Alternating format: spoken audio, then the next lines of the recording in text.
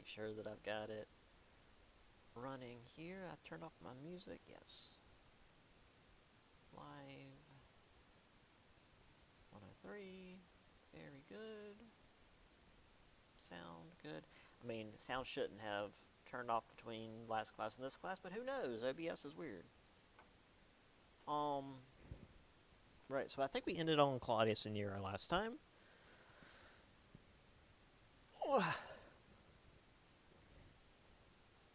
And oftentimes I'll have a little video on Nero, but we're not going to worry about this time. I want to see if we can actually get through, like, the Middle Ages this semester. So yeah. We had Claudius, who wasn't really, I shouldn't say well-liked. He was fairly well-liked, but he wasn't seen as, like, an especially good emperor. But compared to Caligula and Nero, he was a fantastic emperor because he wasn't a madman.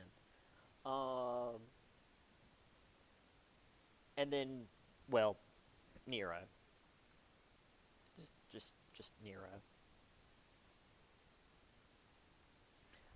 Now, after all of this,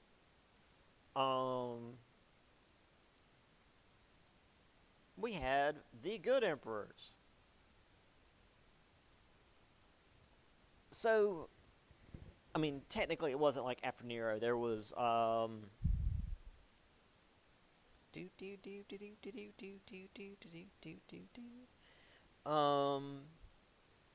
the book mentions here, characterization of the Julio-Claudian emperors as evil and their misdeeds as monstrous derives chiefly from later Roman authors such as Suetonius and Tacitus, who lived in the next century in the civilized reigns of good emperors who wished to show that their emperors were superior to the wickedness and incompetence of their evil predecessors. So, like, a lot of what we saw was, or a lot of what we read is probably a little bit exaggerated, but the early emperors were definitely crazy. They were young. They were callous. A lot of them, not really been trained to be given absolute power. And the book mentions that there were, let's see,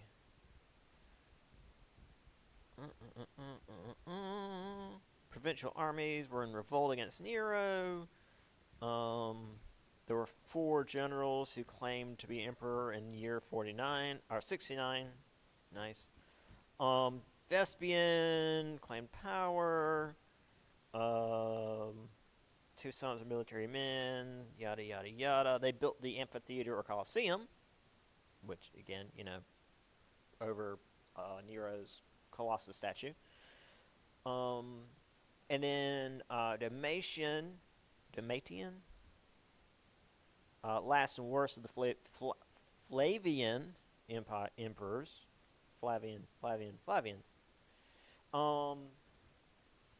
So there was a lot of issues after Nero as well, but they weren't nearly as bad as Nero, so that's why Nero's last one really talk about. The Senate was like, all right, we need to do better than what we've been doing. So they elected a senator, one of their own, to become the next emperor. So this idea of emperor was no longer just like this guy that was taking charge and forcing the rest of Rome to, dance to his tune. It was just how things were. The senator was named Nerva, and this began a string of, sadly, only just 5 emperors, but 5 pretty good emperors who were older, who had no children, so they would choose their successors based on merit rather than, well, the fact that they happen to be their kids, because that doesn't necessarily mean they're any good at their job. Um, and this was pretty good for Rome. So after Nerva was Trajan. He expanded the empire to its greatest size, conquered Dacia and Persia, which I've got, I think, the Trajan arch or column. I don't know. I've got images. I'll show you in a little bit. Hadrian. Now, he pulled back a little bit from the areas that Trajan had conquered because, well, if you push too far, you can't control it all. So he basically consolidated Rome better, made it so that Rome was better defended. He made sure that Roman law was standardized across all provinces. No province was being treated any better or worse than any other. Also chose his successor and the guy who would take over for the guy he chose as his successor. So the next guy in charge wouldn't even be able to choose his successor, which, okay, whatever. I guess the next guy he chose was already pretty old, so figured he'd be dead. I especially like to talk about Hadrian, because at this point they were pushing further north in England, in Britain, I should say, Britannia, and they were hitting the Scots, or specifically the Picts, P-I-C-T-S, Picts. And the Romans didn't want to deal with them. They had been fighting the Germans and, the Carthaginians and the Greeks and the Persians and everybody, but they started running into the Picts, and they're like, yeah, you know what? Nah. And they built a wall. They built the Wall of Hadrian, which is still there, and that is like the modern, sort of the modern day boundary between England and Scotland still. It's not a huge wall. It's not like the Great Wall of China. It's, I don't think I've got a picture of the actual wall. It's not an especially tall wall, but it does have like outpost towers where the soldiers will be stationed, and it was tall enough that if you were trying to climb over it, it would slow you down enough that you could get shot and or stabbed while trying to get over it. So it was enough of a defense to stop like a small invasion from happening. If the Picts showed up in big enough numbers, it wouldn't be. Again, it wasn't the Great Wall of China. It wasn't this massive wall. But it was enough to do what they needed to do to keep the Picts from causing too much trouble. So after Hadrian was Antonius Pius, who was a bureaucrat, who we're not going to worry about. Excuse me. And then finally, Marcus Aurelius, who was a soldier who fought the Germans, and he rounded out the last of the 5 good emperors. Because unfortunately, Marcus Aurelius makes the mistake of having a kid and letting his kid be the next emperor, and his kid sucks. So he ruins it for everybody. But Marcus Aurelius was a pretty good emperor. So we've got Nerva here. Nerva's got a statue. Clearly this one was made of bronze or copper because it's oxidized pretty significantly. Here is Trajan's, what was that called? Spire? Tower? it's got images here of his many conquests during his reign. Yeah. So yeah, you've got. I think this is.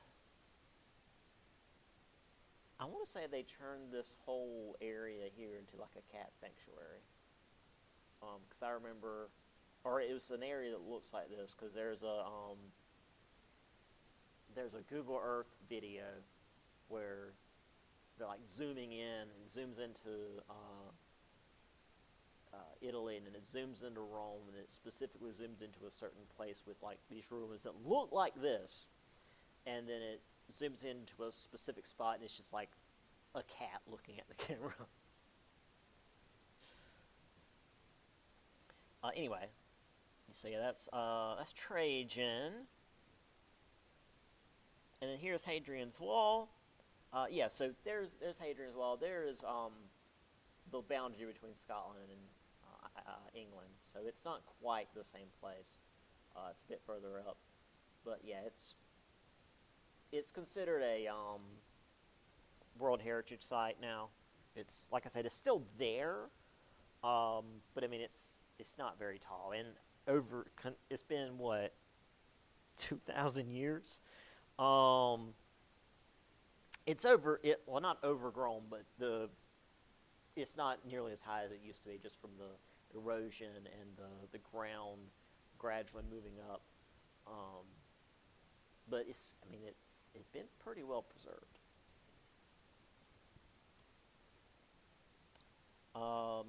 And then I couldn't really find anything on Antonius Pius. So sorry, dude, you don't get anything. But we have a bust and quote from Marcus Aurelius. Waste no more time arguing about what a good man should be one. There's Marcus Aurelius, which sounds like some vapid like self-motivation quote from modern day bullshit.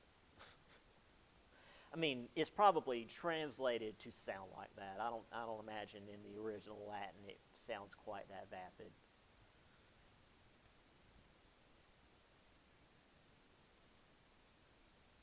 But yeah, that's actually it for Chapter 5. Even though for the online portion of this class, this is going to be listed as Chapter 5, Part 3, but it's mostly going to be the start of Chapter 6.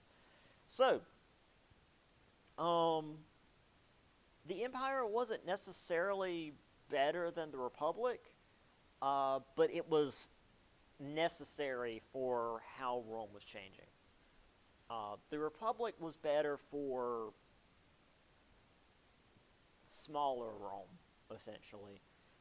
But as big as Rome was, and like the level of technology that Rome had at the time, they certainly couldn't maintain communication lines and government over such a large area with something like representative republic. That's not feasible.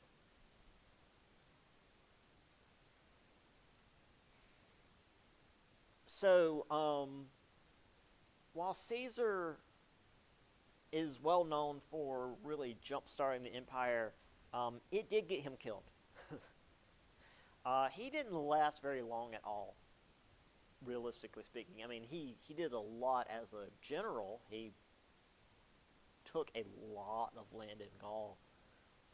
But as far as like emperor, as Caesar, as ruler of Rome, he was around for like a year.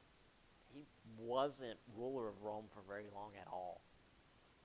But these reforms that he put in place allowed for his nephew / adopted son Augustus, or Octavian / then Augustus, to take his reforms and make them more permanent, which technically Mark Antony was starting on, and then Octavian / Augustus came in and finished.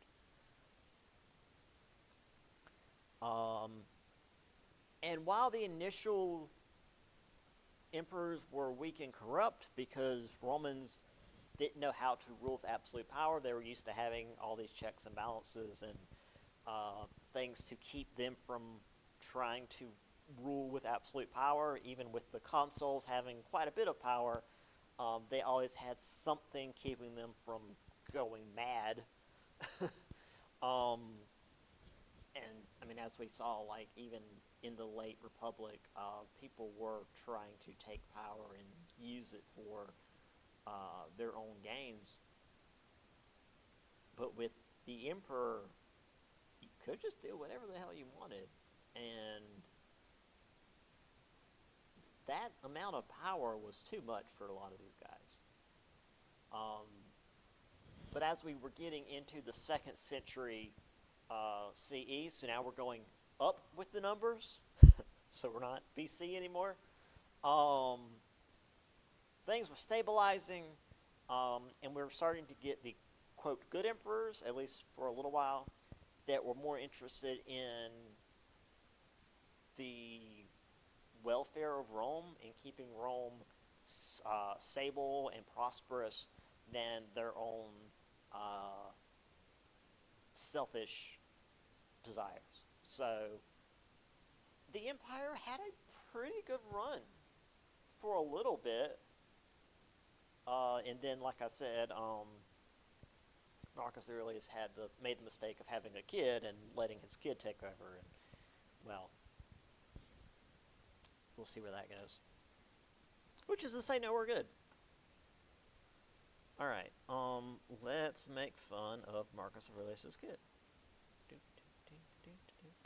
That is 102, not 103. We're not going to talk about the Reconstruction.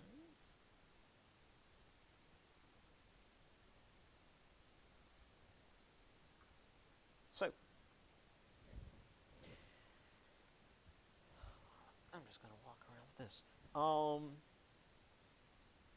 So the ancient period to what we consider medieval, which is kind of where my my little crew in RimWorld currently is. We have finally ascended to the medieval stage, and I'm so happy to. We don't have much yet, but to be beyond Roman armor.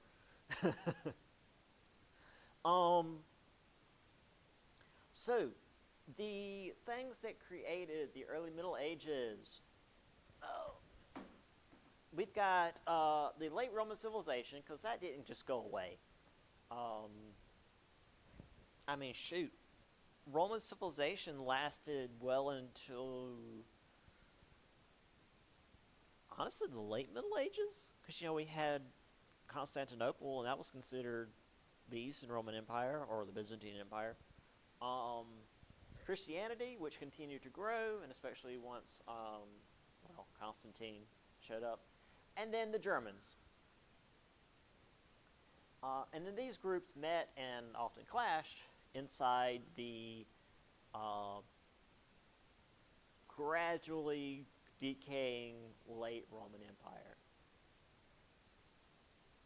So this was important for what would become the medieval era, the Middle Ages, which the Middle Ages is not the best term.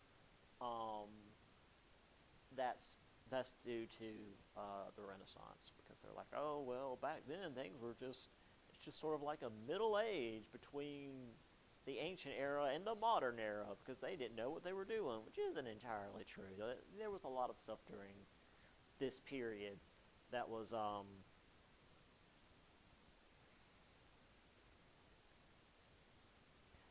there was a lot of advancement during the Middle Ages that isn't often appreciated by, like, the Renaissance era, because they're like, oh, we're just so much better than back then. They didn't know what they were doing.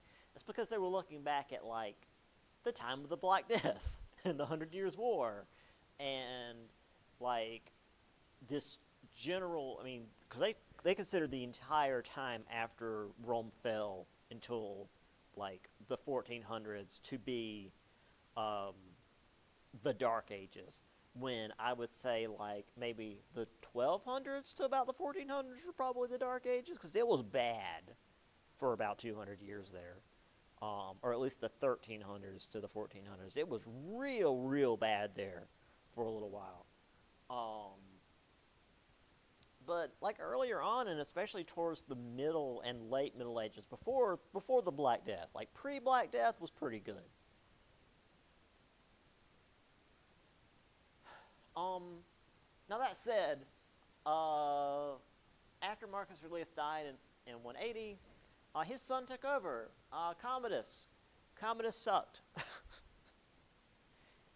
He was not the best man for the job, and he ended the trend of successors being chosen for their merit. He also either had a kid, or he just chose like somebody that he liked to be the next guy.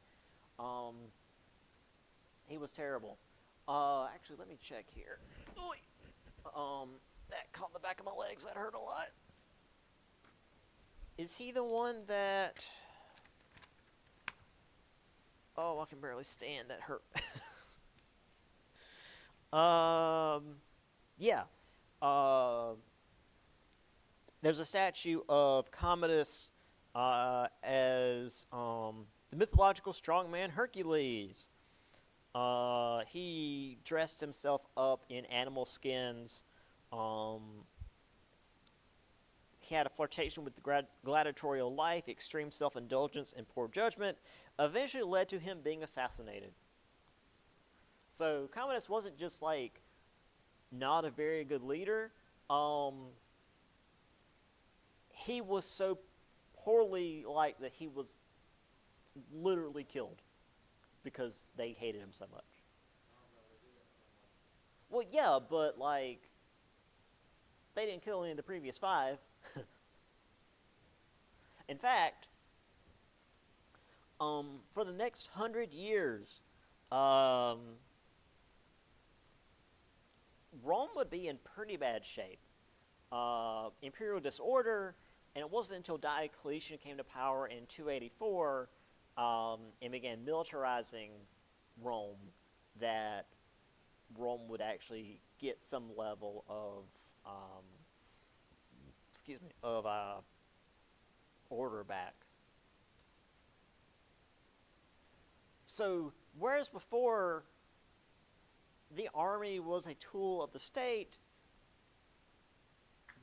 became a tool of the army. The army was now in control of Rome, which, I mean, we've seen back during the early Roman Republic where they were like this society of war. So, like, this isn't that weird, where, like, they go where the army goes. However, this did result in most of the emperors being generals. And the generals came from the provinces, because you don't have generals coming from Rome. You have generals coming from where there's conflict. And the conflict is going to be on the borders. And the borders are out on the provinces.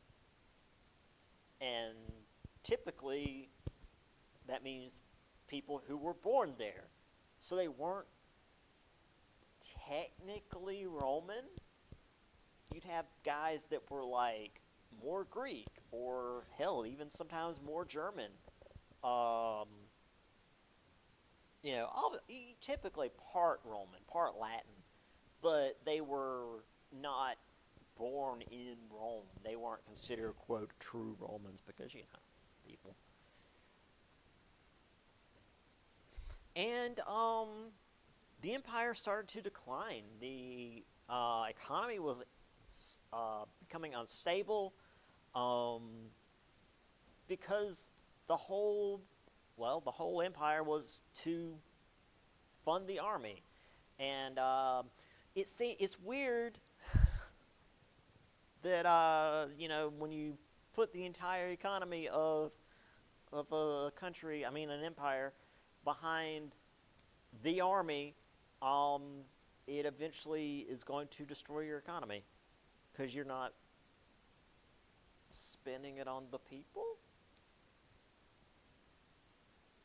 Because, like, while, at least in this time period, you would put money into the army or the military, but mostly army because they weren't too big on the Navy even after the Punic Wars. And then they would take land, right? And then they would settle that land, farm it, and then make money from that land that they took. But the more land they take, the more soldiers they need to protect that land.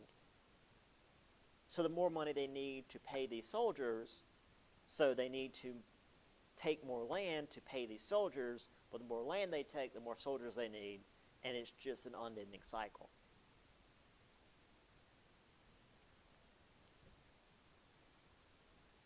Also, they debased their coins. Their coins were no longer gold. They went to silver, which is a whole other thing. I don't know economics very well, but it means that the coins weren't worth as much as they used to be, and that did a fluctuation with the economy and blah, blah, blah, middle, economic instability. Also, here's Commodus. Apparently there was a movie with him, I guess. I mean, it wasn't like about him, but he was in it. He was weird.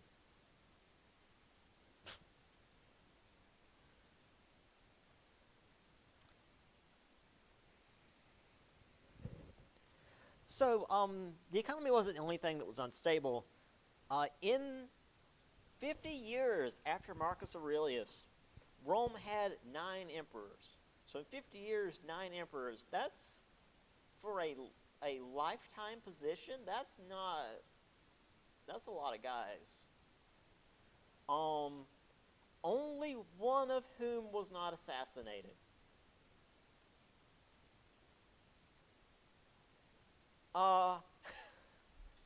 That's not good. That's extremely... Right? Like, damn. 50 years, nine guys. If we just round up to 10, so that's like one dude every 5 years. I mean, how many? We've only had 4 killed. Like, we've had attempts, but like it was Lincoln, McKinley, Ford, and Garfield, and JFK. Almost forgot JFK. So that's 5 out of, well, 47. So yeah, that is about 10%. You're right.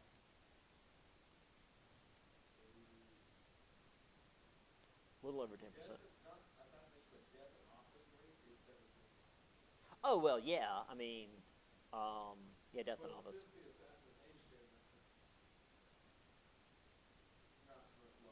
No, it's not. I mean, because we had, who was there was, yeah. Well, I mean, we had the one guy in the 1910s, I think, that, like, he spoke for, he had like a 3-hour inaugural speech in the rain, got pneumonia, and died within a month.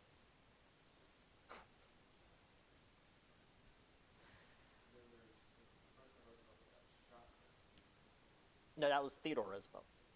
Yeah, which he was just running for president at the time. This is the second time he ran for president. Just kept going. Yeah, he don't give a shit. He got shot in the chest too, by the way. It was not a grazing shot. No. So yeah. One guy got to retire from being emperor. And most of these guys were generals who cheated and killed their way to the top and got killed as their retirement present, often by the Praetorian Guard. And in the year 238, 6 people claimed to be emperor. 6 dudes were trying to be emperor. Why? Why would you want to be emperor? Look at the rates. Yeah, I guess so. They are in the army. They're eating crayons. Chalk? They had wax back then. They had wax. Well, they had lead pipes back then. I mean, more so than we do now. So that was actually a big part of the fall of Rome, is they had lead poisoning real bad. So, yeah. Lead in your pipes is bad. Anyway, so while Rome was killing off its emperors, they also had enemies that they still had to fight. So, I mean, yeah, Carthage is gone, but Persia still exists. Germanic tribes exist to the north, which we will talk a lot about going forward. Excuse me. So 251, Emperor Decius died fighting the Goths. The Goth girls got him. They stabbed his ass. His successor was captured in the east when the city of Antioch fell, which that's a big deal for like the Crusades later on. Emperor Aurelian ordered a wall built around Rome, which was a big deal. Rome was considered like the center of the empire, and therefore the empire was the wall. But building a wall around Rome was seen as like, oh, we're not safe. If we have to build a wall around the city, that means the enemy is like right over the next hill. I mean, imagine like, well, I mean, you almost don't have to anymore. But imagine if like they built a freaking wall around DC. Yeah, I know. But like straight up, like North Korea barbed wire wall, and you had to like the entire city. And it's like, what are they not telling us? Like, what's going on? Yeah, that was especially bad for morale. Or like, I mean, let's be really hypothetical. What if Lake City built a wall around the city? Like, what the hell? It would freak people out, right? Like, one, where'd you get the money from? Like, what does Darla know? What does Darla Moore know? But like, what's going on? Is this a Red October situation? Yeah, exactly. Like, who are we fighting? What's going on? Like, did the Soviets land? Is this going to be a Wolverine situation? Are we going to like hide in the woods and fight off the paratroopers? Yeah, like that's crazy, especially again for Rome, because I don't have a map right now, do I? I'll have a map later. Meanwhile,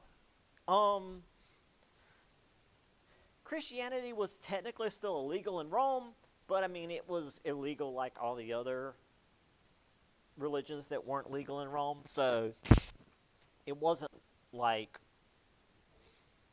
well, I mean, it was enforced as much as the other ones. So it was like, hey, it's illegal, but so are all these. It wasn't.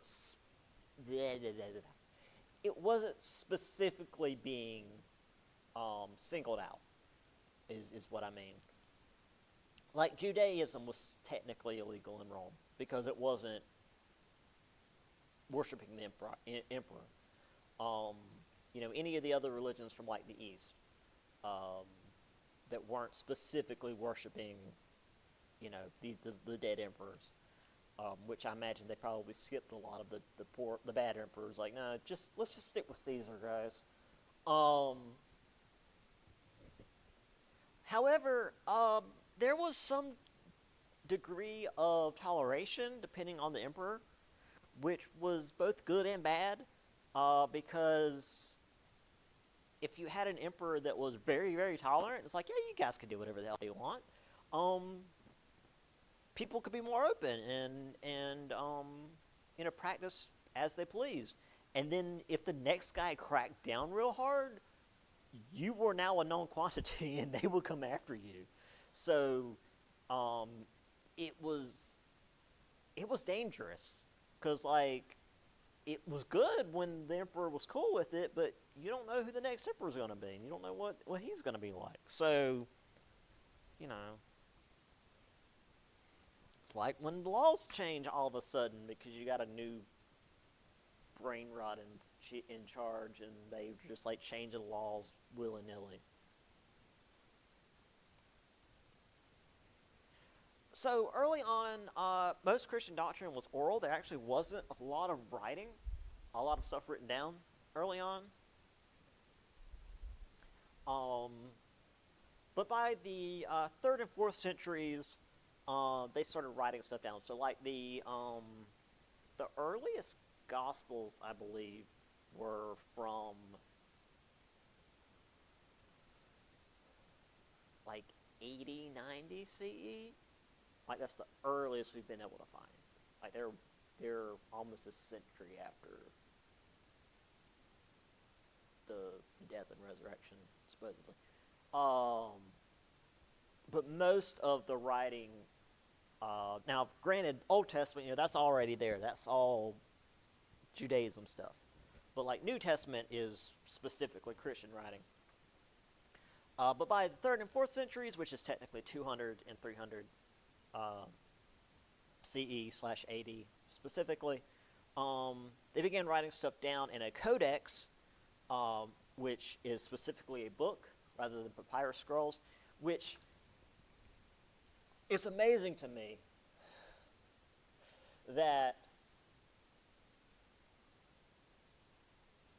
like games and books and shows can use the word codex and it sounds so mysterious and like fancy, and especially like sci-fi stuff. It's like it sounds so futuristic, but that's just the like Latin word for like a bound book. It's codex.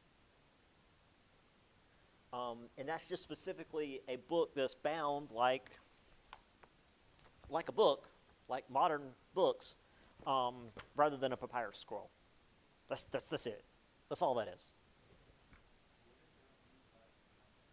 Exactly. Just be careful about summoning demons. Um,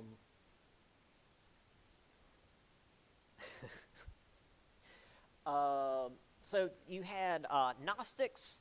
They were Christians who had differing ideas about theology. Actually, very early on, Christians had split on differing ideas about how they believed certain things, which, not just Christians, but there's any kind of religion, or really any kind of belief or even just thought is you're going to have differing opinions. And Gnostic specifically, Gnostic means knowing. So I think Gnostic specifically was it was a belief system that was about like what you could know about like Jesus' life and whatnot, which upset a lot of those that didn't like the Gnostics, because it was supposed to be more about like faith and what you didn't know and just like letting that be in the hands of God or whatever. Now, granted, I'm just pulling a lot of that out of what the word Gnostic means, because the Gnostics were mostly destroyed early on. They're not really much. They're not really around anymore. So this led to a push for orthodoxy to set the canon of Scripture, because there's a lot of books that were part of Scripture early on that are not anymore. But oddly, like, when people talk about, and again, this is just from me growing up, like, in the middle of the Bible Belt here in South Carolina, there's a lot of, like, when people talk about historical Bible stories, they pull ideas from books of the Bible that aren't canon. But they never say that. Like the Book of Enoch. It's not canon. It's not part of the biblical literature for most denominations. But it's used for stuff like, I don't need to get too far into this.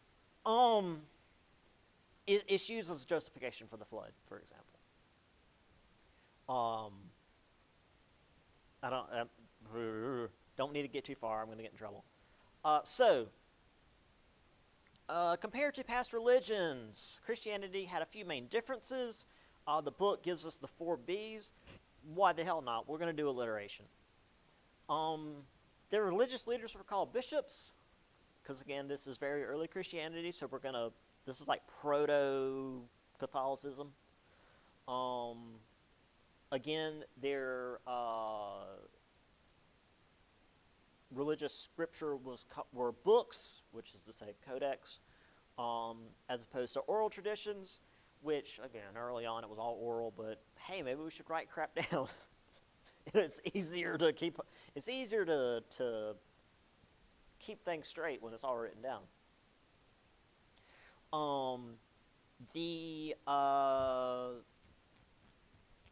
The buildings that they used were basilicas, as opposed to the pagan temples or Jewish synagogues.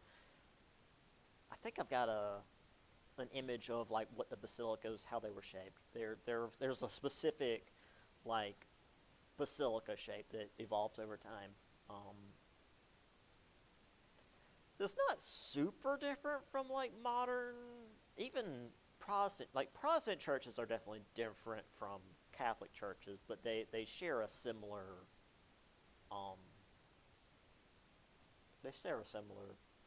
pattern. And burial, because when it came to like pagan religions, typically they would cremate their dead. It was easier. You didn't have big ass graveyards, especially after a battle. You would just burn the people, and I guess you could still bury like what bones are left, because often with cremation there would still be fragments of bones left. But largely the Christians would bury their dead.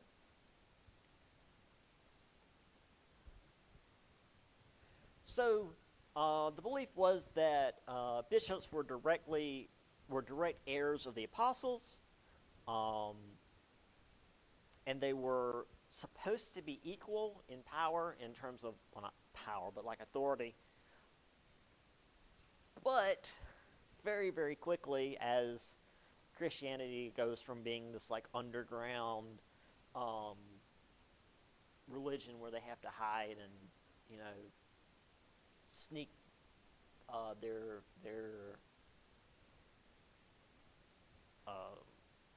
services under the nose of the government, to actual real power, the bishops that were in the larger cities, which became known as archbishops, clearly had a lot more power, because they were, well, in charge of big cities.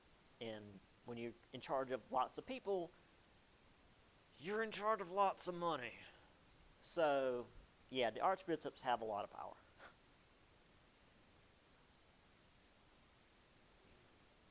Yep. Because, tithe and whatnot. And using the Petrine authority, taken from Matthew 16, 18 to 19, bishops of Rome argued that they had the authority over all the other bishops of Christianity because they carried the lineage of Peter, whom Jesus said would lead his church. Because somebody's got to be in charge, I guess. And that's why Rome is the center of Catholicism to this day. Specifically Rome. I don't know why. I'm trying to remember what ties Peter even really had to Rome. Because, like, all these dudes were in the Middle East. I guess Peter did travel to Rome. But I don't remember him, like, specifically settling in Rome. I don't know. I don't remember, like, post-Jesus stuff. It's always like, and then the resurrection happened, and then, like, that's the end of the story? I don't know. And then there's all the stuff with Paul, but that's like epilogue stuff. Yeah, and you can argue a lot of that, to be honest. Speaking of Petrine authority, God, this is such a medieval painting. Look at this. Look at the all of this.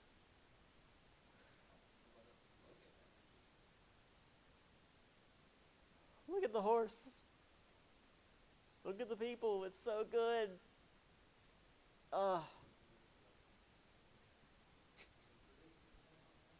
Exactly. Yes.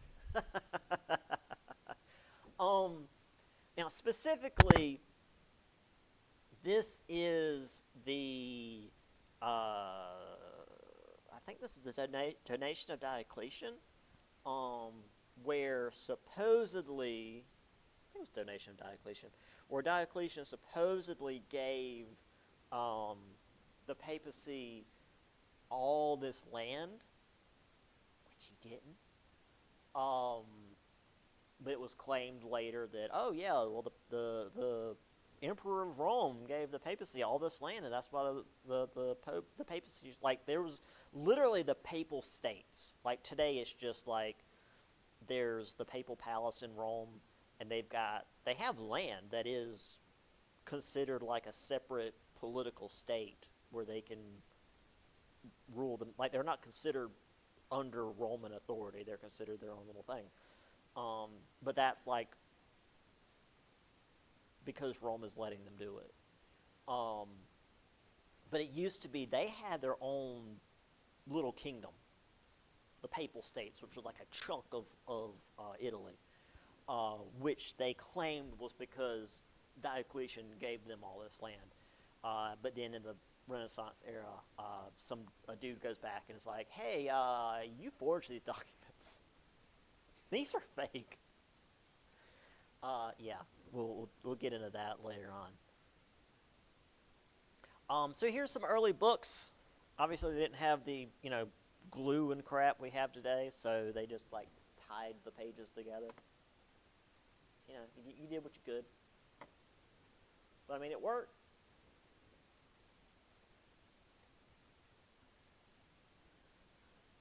Oh, I'm getting too riled up. My headache's coming back. Oh yeah, there's your typical basilica. So we got like the center area here, and then you've got the various aisles off to the sides, which they often will put like you've got the nave and then the aisles. And in this section here, it's like a separate. It's like an alcove. Where they put different things. In more modern Catholic churches, they have multiple little apses, naves, whatever, where they have like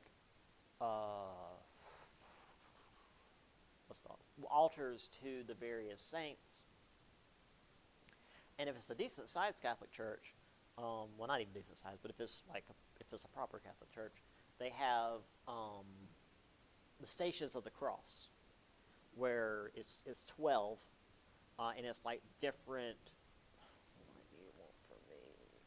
They have different like the stages of Jesus going into the crucifixion. Like it starts with, I want to say, like him going into Jerusalem on the donkey, like Good Friday, Palm Sunday, that sort of thing, and no, Palm Sunday starting, and then I guess the Last Supper, and then the trial, and yada yada, all the way up to the resurrection.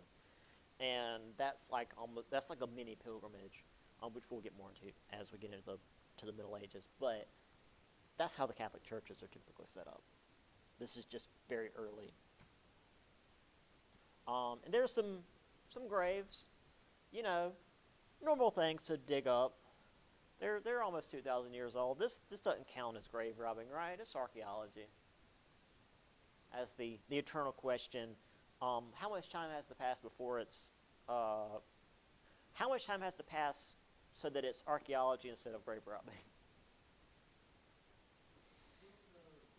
I don't know.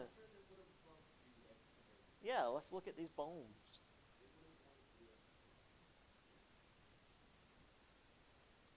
I used to have I remember I asked this last year, and one of the students was like, how long is it? I was like, oh, I didn't mean that as an actual question. I don't know. I was just bringing it up. But I thought about it last year, and I remember like I had some idea as to what it would be, and now I don't remember what my idea was last year. What did I say?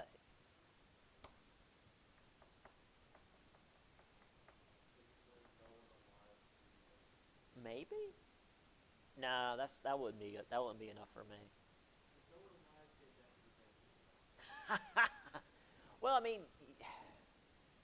yeah, I guess so. Cause like, if someone dug up my grandparents, I'd be pissed. But if it was like my great grandparents, I'd be like, I don't know them. That still would feel like grave robbing. I don't know. It would need to be a number of generations beyond the current living.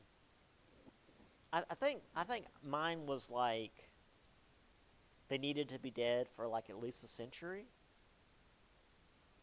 something like that. Like it's almost like copyright laws. It needs to be they need to have been dead for a certain period of time. They brought. You can't ever dig up Walt Disney. He's not dead yet. He's frozen. Here is the patron authority thing, with Jesus giving the keys to Peter. Also, this is clearly a Renaissance piece because you've got the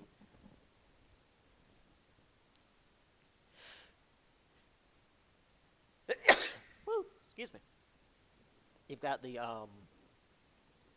shoot, what's that called? They're using the lines for actually having depth perception. See, so the people in the back are actually smaller than the people in the front. It's great. But it does also make it look like these early paintings were in some kind of like weird virtual reality world. Yeah. Which it makes me think of like Reboot. Like it's like a reboot world where it's just like a white expanse, which makes me feel genuinely ill. It's like, oh, you're in the void. I don't like it.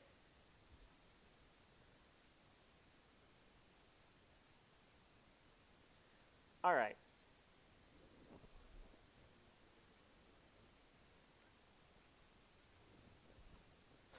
All right. Um. Diocletian. Um. Yeah, we'll do Diocletian. So in order to combat the disorder, after 100 years of the empire falling apart, um, Diocletian, now, again, we mentioned him at the start of the chapter. He was he was one of the generals who, took over as emperor, but unlike the other generals who got themselves killed because they sucked at being emperor, he was like, all right, we need to buckle down and make this empire run properly. So rather than trying to run the whole empire by himself, he set up a tetrarchy, which, again, if you know your Latin, that's 4 rulers. Tetra, 4, archy, rulers. That's why Tetris is the thing, because it's 4 blocks. System of 4 rulers, you had 2 senior, which were Augusti, and 2 junior, which were Caesars, which feels rude. Caesar should be the higher authority in my mind, because Caesar came first. But whatever, fine. The senior rulers are the Augusti. Anyway, you had 2 guys that were who had higher power, and then 2 guys who had slightly lower power. So 2 presidents and 2 vice presidents, sort of, but like kings and then slightly lower kings. Anyway, and they split the empire in half, and you had 1 Augustus on either side, and then 1 Caesar helping them on either side. So 2 each, east and west. This would split the powers up, lessen the rash of assassinations, because that's happened a lot, as we have spoken about. It also allowed more direct control, because the empire was freaking big, and it was hard to rule the entire thing from Rome. Rome was a good central location, but there was no rapid communication back then. Like, the best you could do was put a message on the ship and send the ship out. And, best case scenario, a few weeks, maybe. And especially if you were trying to send your message to somewhere far inland, you were screwed. Horses aren't as fast as you think they are, especially when you don't have very good... Well, actually, I can't say that. The Romans had good roads. This isn't the Middle Ages or colonial America where we don't have roads with crap. So actually, they had decent roads.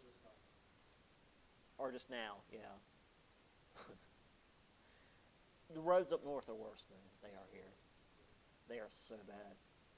But even with the good roads that Rome had, famously good roads that still exist to this day, it was still a pain in the butt to try to communicate with everything. So, Diocletian split up the empire into 96 provinces, and also split the army up to,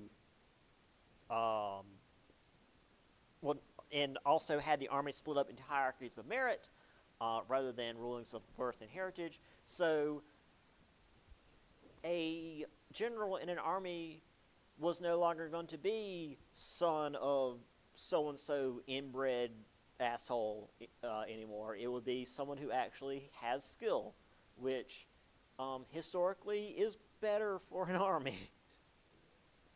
Turns out, just because you have famous family doesn't mean you're very good at your job. And no, I shouldn't say that.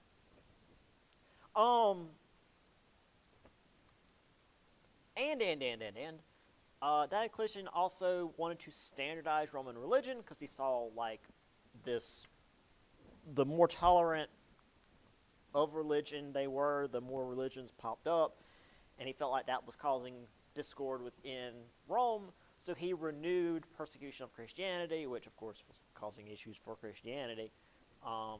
But for Diocletian, in his mind, he needed everything to be standardized. And for him, Christianity was a problem.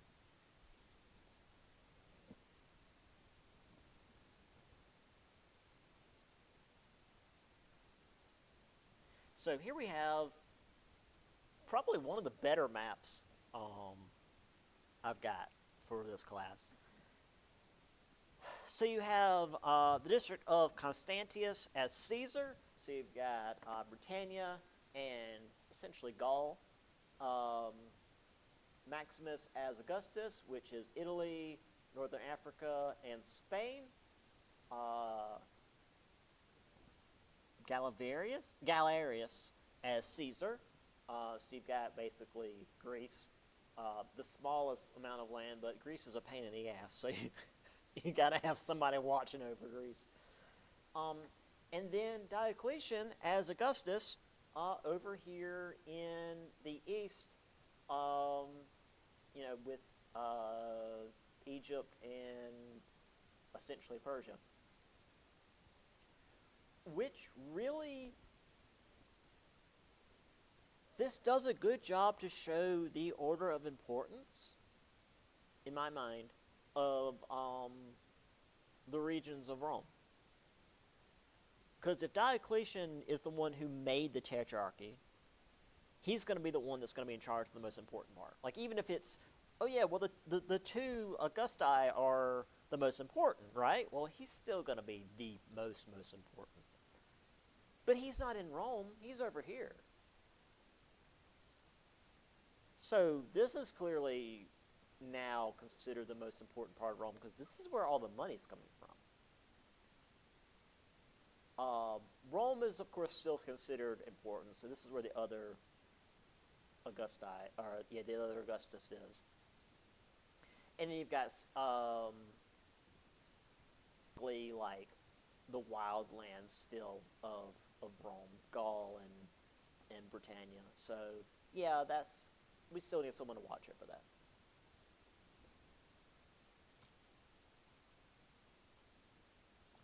And this is one of the few examples of art we have of the Tetrarchy. So you've got these two pairs of two guys embracing one another. Actually, I think it's in the book. Yeah. It's this exact same image. This is a porphyry sculpture at St. Mark's Basilica in Venice. 4 tetrarchs are shown in pairs, and each pair an Augustus embraces a Caesar to show their common purpose and nature of their relationship.